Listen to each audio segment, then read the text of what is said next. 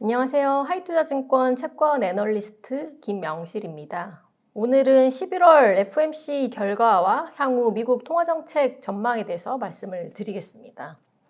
11월 FOMC에서 연준은 다시 한 번 더 기준금리를 동결 5.5%로 동결 결정을 했습니다.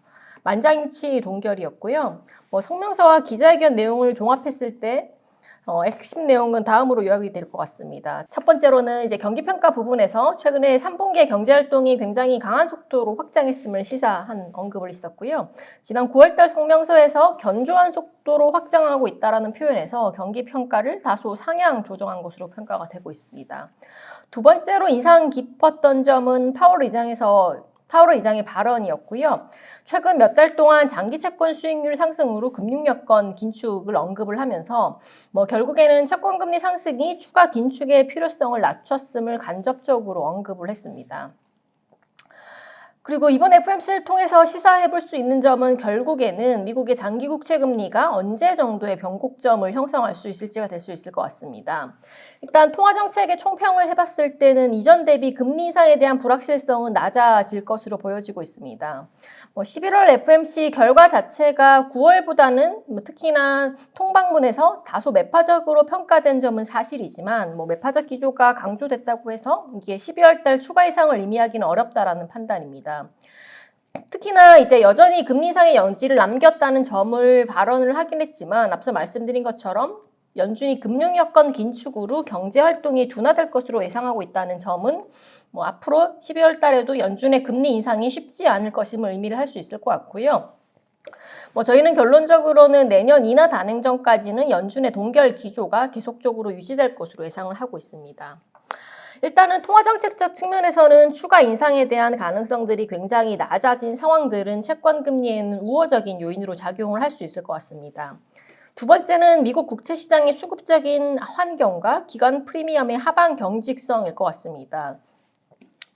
11월 초까지 장기 국채 금리의 상승은 아무래도 미국 국채 수급에 대한 우려가 기간 프리미엄 확대에 가장 큰 영향을 주면서 장기 국채 금리를 빠르게 끌어올렸습니다.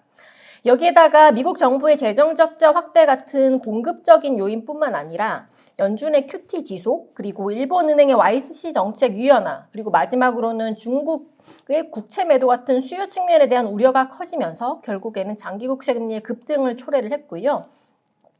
다만 다행스럽게도 10월 말에 발표된 재무부의 4분기 순차입 계획은 지난 발표 예상치인 8,520억 달러에서 7,760억 달러로 760억 달러 감소를 했습니다. 특히나 지난 3분기 1.1조 달러 대비하면 4분기의 차입 규모는 굉장히 큰 폭으로 축소가 된 것으로 평가를 받고 있고요. 그리고 두 번째로 11월 1일 날 발표된 만기별 국채 발행에서도 지난 8월과는 다르게 장기물인 10년에서 30년물 발행 비중이 둔화된 점도 채권 시장의 우호적인 요인으로 작용할 수 있을 것 같습니다. 이런 재무부의 발행 조정은 아무래도 최근 미국 장기 국채 금리의 급등과 기간 프리미엄의 상승을 의식한 것으로 보여지고 있고요.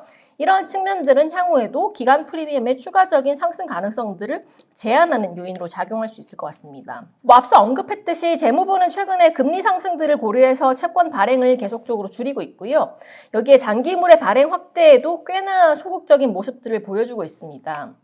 연준이 매파적 동결을 시도했지만 앞서 말씀드린 것처럼 적어도 연내까지는 추가 인상은 굉장히 쉽지는 않아 보이고요.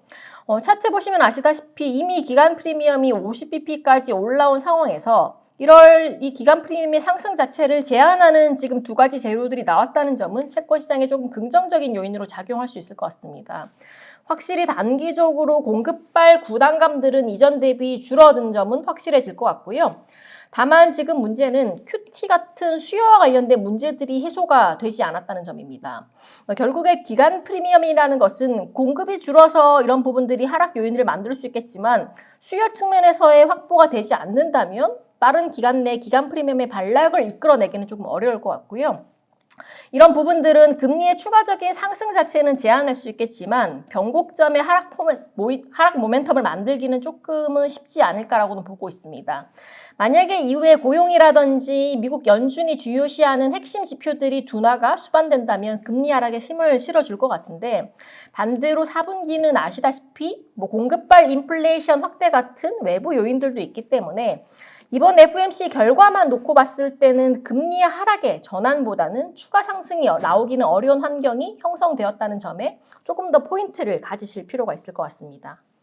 이상으로 11월 달 FOMC 결과에 대한 저의 의견 말씀드렸습니다. 감사합니다.